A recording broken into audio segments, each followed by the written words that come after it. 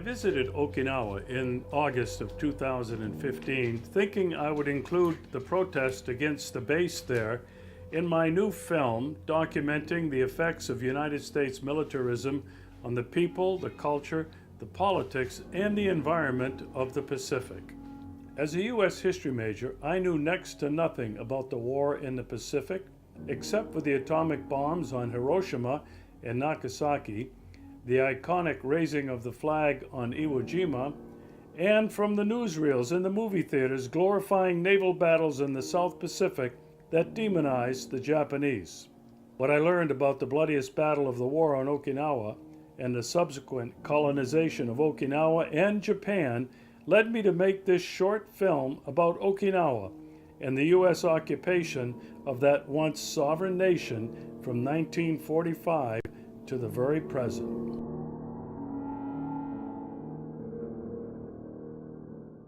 This is a brief account of the untold history of the United States and Okinawa since 1945. The Americans came, and they came to stay. From April to June in 1945, the United States defeated the Japanese on Okinawa with overwhelming firepower. On the island of Okinawa, 5,000 miles from San Francisco, the earth shook from a fearful pounding by our ships and planes.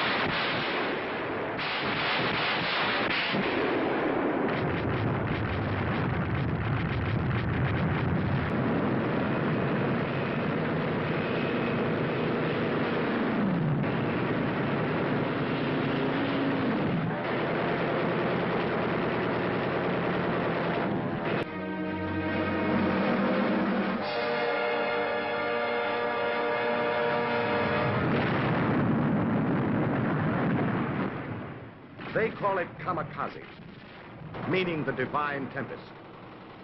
We call them suicide planes. The fleet that came to stay paid a price too.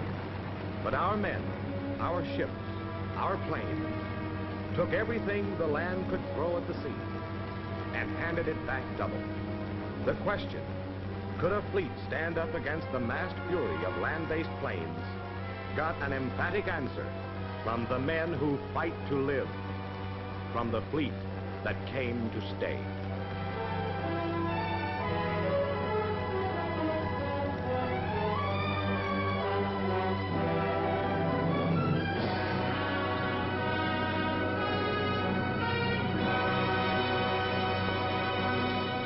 And stay they did.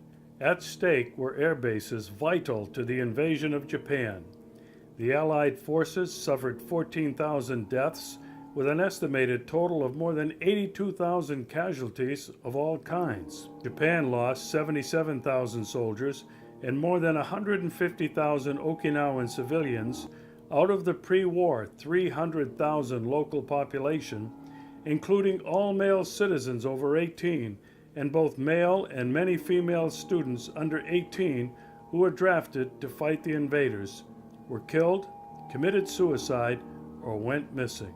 As soon as the fighting ended, the Americans came with bayonets and bulldozers to begin the construction of many more bases. Those Okinawans who survived the most brutal battle of the war in the Pacific were forced to leave their land at gunpoint and herded into internment camps where they lived in squalor.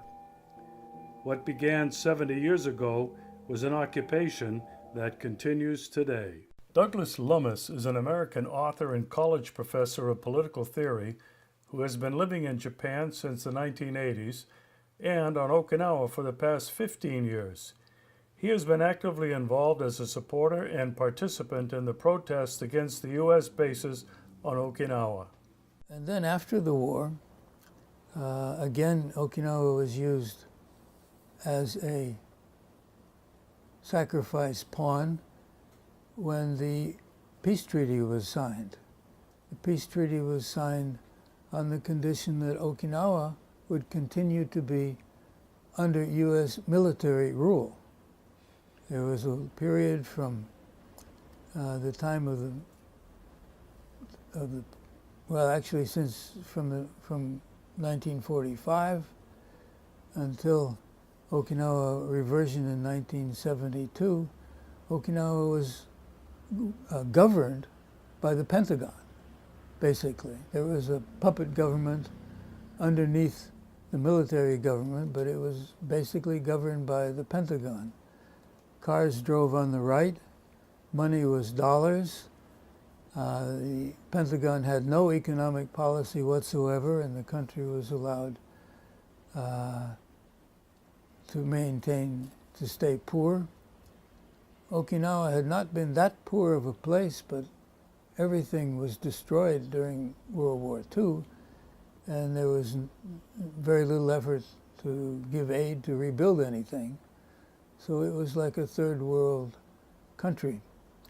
The occupation and militarization of these Pacific islands continues today with more than 40 bases and tens of thousands of U.S. military personnel and their families in each country. This is嘉手納 Air Force Base on Okinawa. Its 2 runways stretch for 12,000 feet with hundreds of fighter jets, helicopters, B-52 bombers loaded with nuclear weapons, and transport planes take off and land day and night. There are 20 schools from kindergarten to university surrounding the base in a densely populated area, with U.S. aircraft taking off and landing right above them. American combat training takes place on a daily basis among and around the citizens of Okinawa, including helicopter exercises, counterinsurgency and guerrilla warfare training, and live fire bomb and missile training.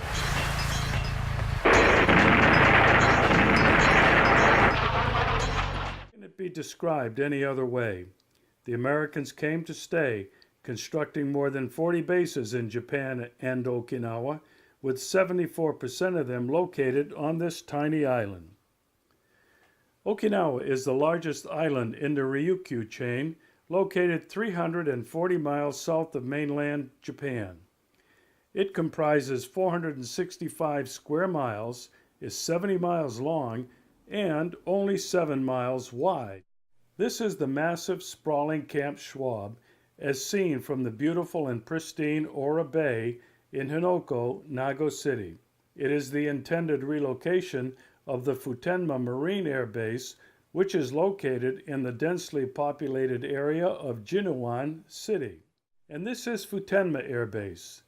There have been various plans for the relocation of this Marine Corps Air Station, located within the densely populated urban area of Jinuan City with a population of 93,000. In December 1996, as part of the Defense Policy Review Initiative, the Japanese and U.S. governments decided that the Futenma base be relocated to an offshore location in the Ora Bay of Hinoko in Nago City, a relatively less populated area, in order to reduce the military impact on the populated communities of southern Okinawa.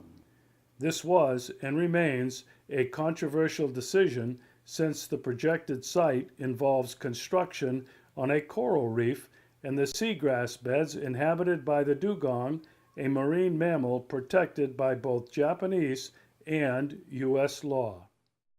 The proposed new base will have dual runways stretching out into Ora Bay, where construction has already begun.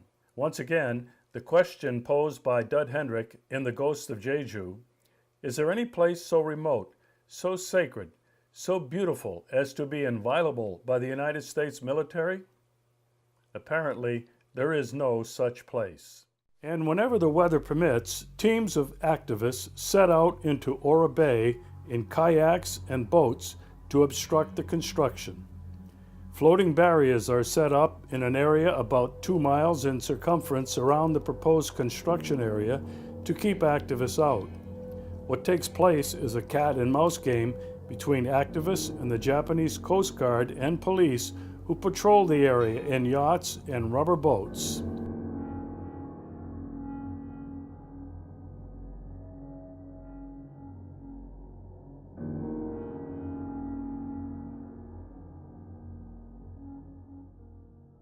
Susumu Inamine, the mayor of Nago City, elected on January 20th, 2010, and re-elected on January 19th, 2013, is against the Hinoko relocation plan and argued for the relocation of Futenma outside of Okinawa.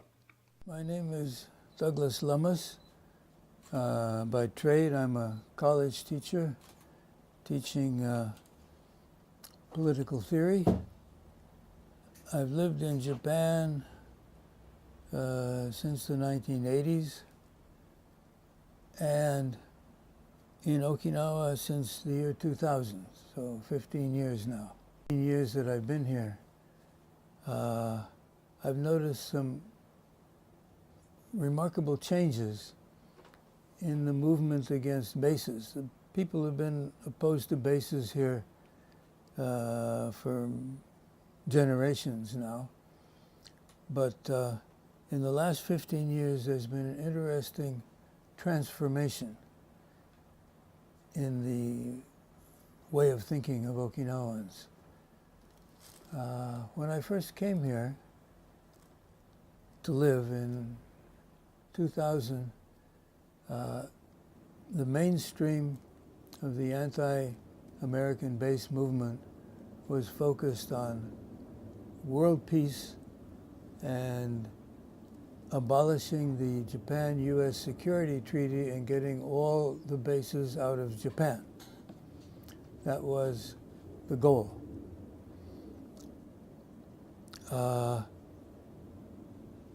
Little by little, this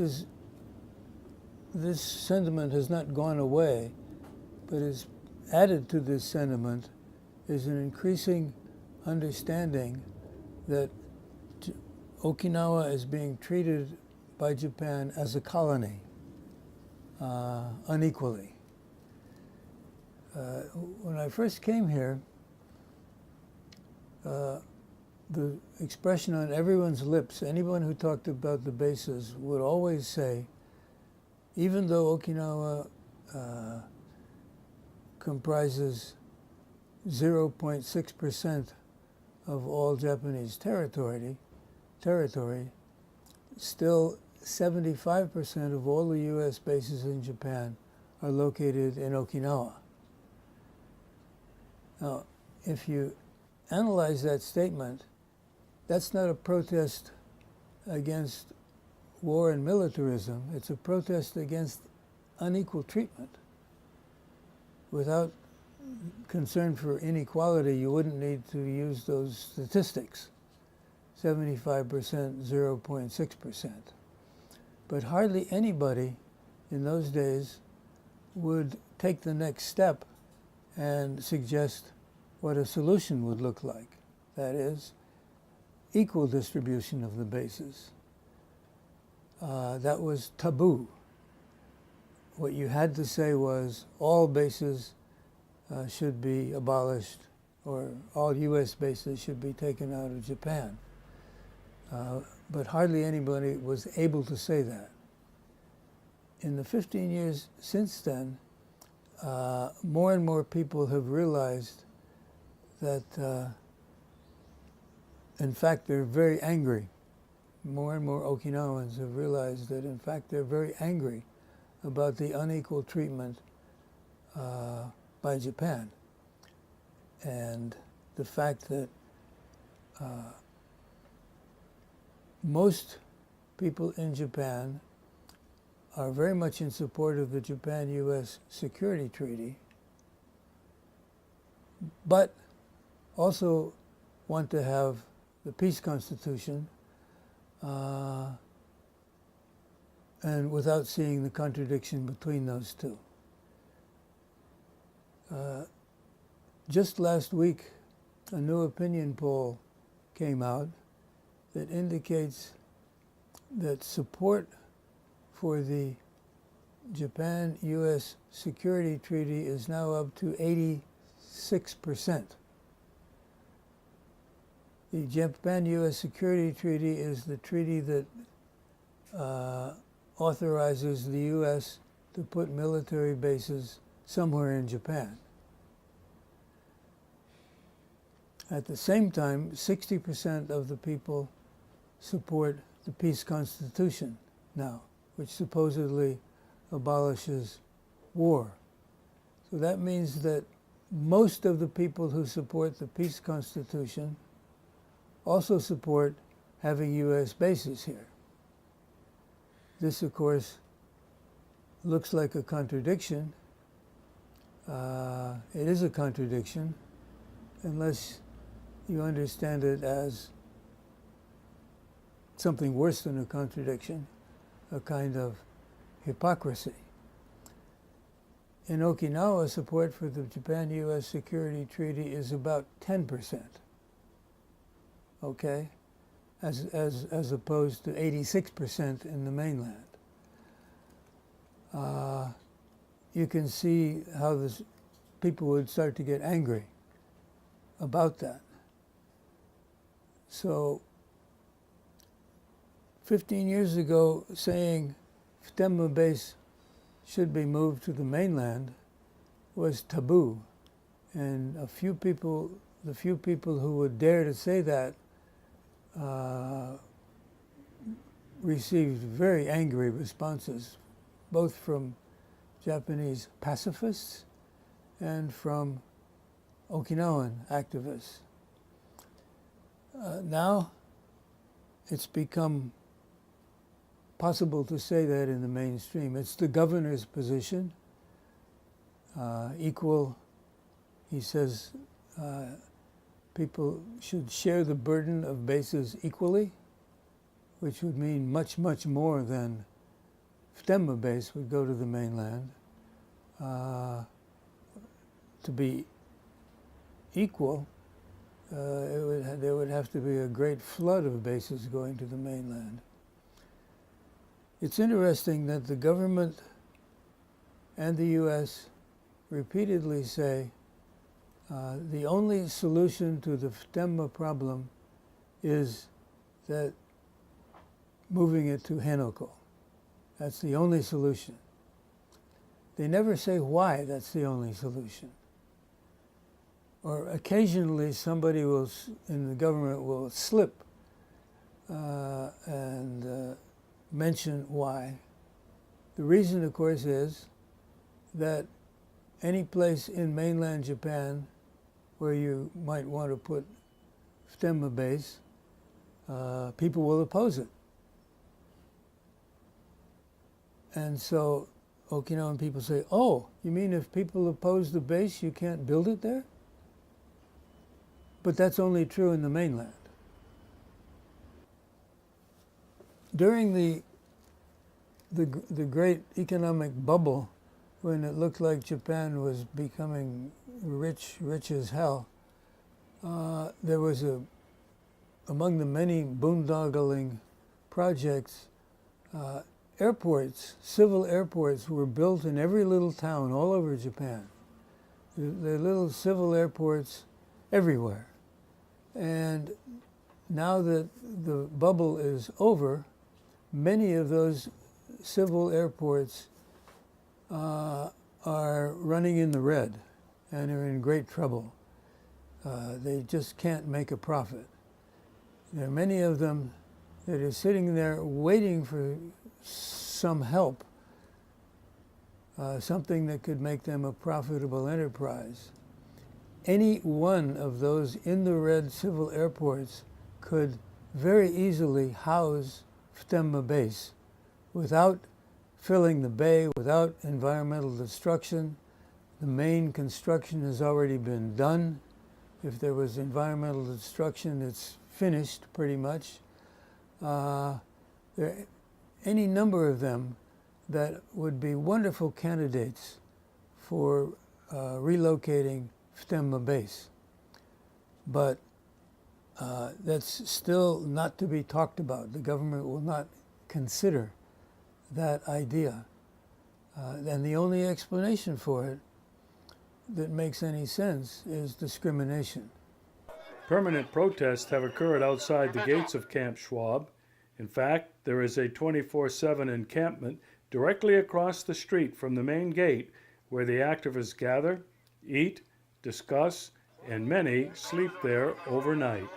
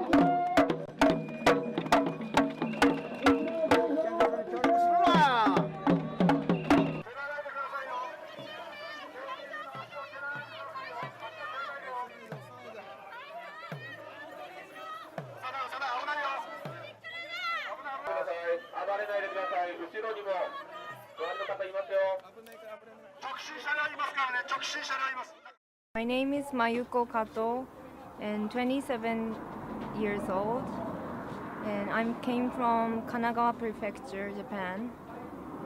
Why do you come here? Why? Because I first saw the movie about here. It's made 2005, and one old woman said, "Please kill me if you broke our sea." And I had a very shock, and I don't want to injure the old woman anymore, and I think we have to protect the old woman, old man in Okinawa. So I came here, but then I came here, I don't think it's not only Okinawa problem. Whose problem is it? I think it's all over the world. Like Kanjon, that's not only Kanjon problem. Also, Henoko is not only Henoko problem. Japanese government did that. I think it's America and other world, whole world made Japan government like that. They made Japanese government do this. Yeah. Yeah. Now I quit my job. You quit your job Yeah. to come here? Yeah, to came here. How long have you been here now? 6 months. 6 months? Yeah. How long will you stay? Until this year. 1 year? Yeah. The American people never hear by the people voice who grab the land, also rape girl. So many people must have to hear the voice of the victims. Yeah. Does it make you angry to think about it all? Yeah, make very sad. Very sad, but Yeah. angry? Are you angry? Also angry, but more and more sad because maybe they don't know the problem. So, and maybe they don't want to hear. They can stay their daily life, but if they hear once, maybe they can think and belong us, but they don't want to hear. They want to do their daily life. So I think not angry, I think more sad. Yeah. Yeah. Would you like to see all the bases go away, all the American troops go home? I like American people. Yeah. I like the culture and music, but American making a war and make many victims. So American knows about them. So I think all the bases gone is make us a happy face. Yeah. Yeah, and also we can hand in hand and dance together, American people and Japan. That is the real friendship, I think. My name is Gyoken Kuroyanagi. And where are you from? I was born in Nagano Prefecture. Now I am 62 years old. I have moved to here from Kagoshima Prefecture last year because I want to join this peace movement against American military base, new construction military base. So now I'm coming to here every day. So now this peace movement is a great and a very valuable action because almost all the people, 60, 70, they have a strong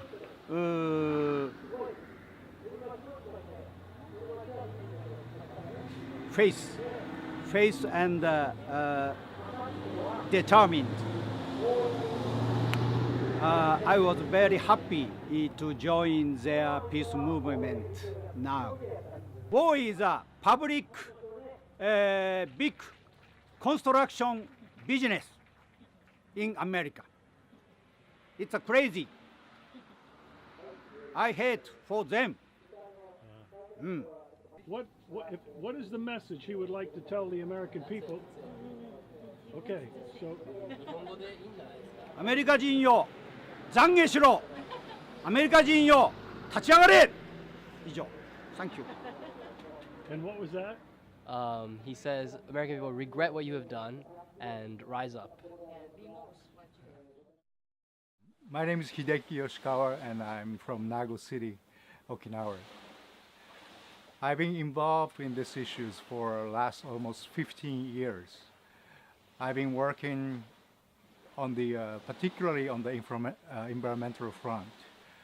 I take these issues to the IUCN, International Union for Conservation of Nature. I also help, as a supporter, help the so-called the Dugon lawsuits taking place in San Francisco, in the U.S. And the Dugon lawsuits, it is a very interesting case, and it's taking place in the United States. The plaintiffs are 3 Okinawan people, including Takuma Higashonna. He's from Nago City, as well as the Japanese environmental NGOs and the U.S. environmental NGOs. We are taking the issues to the U.S. court because the base to be constructed here is a U.S. military base. This is a U.S. issue as well. I think my main role is that I be sort of interpreter, communicator of this issue to the international world. That's my main role. That's where I think I'm supposed to play. But because I'm from Nago City, I close by this base, so I'll go to sit-in. I'll also participate in the blockade of trucks. These activities I will also participate in. That's another way I try to support this movement. I believe that U.S. military bases, which are supposed to protect democracy, human rights, and justice, cannot stand on those false promises, false ideas. U.S. military bases cannot be built where the people oppose. My name is Yoko Yamaguchi. I'm originally born in Tokyo. Now I live here in Nago City, Okinawa, because I wanted to stop landfilling of this beautiful sea of Henoko, Ora Bay, because Japanese government wanted to build U.S. Marine base here in beautiful Okinawa Sea. So I totally against it. it's not a good idea for both Japanese and American for world. Do you think that Japan needs all these American bases for safety and security? No, not at all. I've been here for 10 years, taking my holidays, come Tokyo to here 3 times a year, but eventually I live here to quit my occupation in Tokyo. So now I live here to participate as a canoeist of this beautiful sea. Every day, 7 days a week, there's a bus that leaves from the city of Naha and carries people to the gate, the main gate at Camp Schwab, which is where the Hinoko construction is scheduled to be, to take place. There's a sit-in in front of the gate 24 hours a day, 7 days a week, since January this year. And the bus from Naha goes every day, so there's more people in the daytime than at night. There are also buses that go from Okinawa City, from Ginowan, and from a number of other towns. Not every day, but once or twice a week.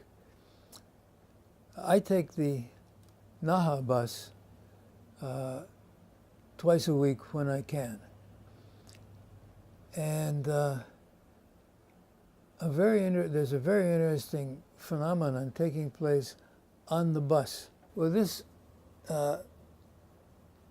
bus from Naha that leaves every day was not planned to be a place of discussion. It was just planned as a way to get people to the sit-in. But since it's a tour bus that's chartered, it has microphones, and so people pass around the microphones and talk. And little by little, it turned into, in the beginning it was just self-introductions and why I'm on the bus. Mostly people who had no experience in political discussions, some of them very shy, some of them refusing to take the mic until the third time they got on the bus. Little by little, people started developing the ability to have political discussion and the interest in doing it. Now, the interesting thing about the people on the bus is that almost all of them are retired people living on pensions. There's several reasons. One is these are the people who can go every day because they don't have to go to work, and their children have grown up and they're not taking care of their grandchildren in most cases, so they have the time. The other thing is that this is the generation that bears the memory of the Battle of Okinawa, and this is sort of their last chance to make that memory into something concrete. Actually stop a base being constructed. We're the front lines. We're the ones who are going to make it's going to depend on us whether this construction goes on or whether it doesn't. The people on the bus have renamed it the Hinoko University. This is the Hinoko University. We learn so much from each other in this discussion. They have started writing songs about the experience, writing poetry. They print out the words to the songs that they've written and sing them on the bus and at the gate. One of them is a song about the Henoko University. It says, well, maybe I'm old, but I can still sit in. And when you join the Henoko University, you'd never get senile. The people on the bus are not only discussing, but they're carrying out actions. They're confident that they will be able to prevent the construction of this base. They have absolutely no idea of losing. They say over and over, we're going to win this struggle and this base is not going to be built. They're preparing themselves to actually block the trucks when they start, if and when they start bringing in dirt. And they're ready to do that. They're ready to be arrested. And so they have, without thinking about it this way, in a sort of a natural process, they're reestablishing a form of government that is properly called direct democracy or radical democracy. Interesting to them, their lives have simply become much more interesting, much more exciting, much more meaningful than they were before this process began. And so they have no thought of giving it up or getting tired or burning out or anything like that. This is living in its highest form.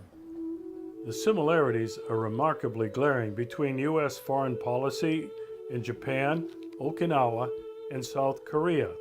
In fact, anywhere where you look in the world today, we see the same results of American foreign policy everywhere. In Central and South America, Cuba, Iraq, Afghanistan, Libya, Somalia, Ukraine, and now Syria, to name just a few more recent invasions, regime changes, occupations, and the destruction of entire civilizations, not to mention the many millions of civilian deaths. Since 1945, the United States military has killed more than 22 million civilians. With the dropping of the atomic bombs on Hiroshima and Nagasaki, a new era in human history began. It is an era when all of humanity, in fact all life on Earth, can be obliterated. Our only hope, if we are to survive, is a global consciousness where people everywhere rise up against the evil global economic system that not only threatens to enslave us, but destroy us, either through a nuclear Armageddon or because of inactivity on mitigating climate change, ensuring that Mother Nature will end the human experiment. If there is hope, we can find it in the brave people of Okinawa and Kanjang Village on Jeju Island, and in the millions of people on every continent who are rising up against governments that do not represent us.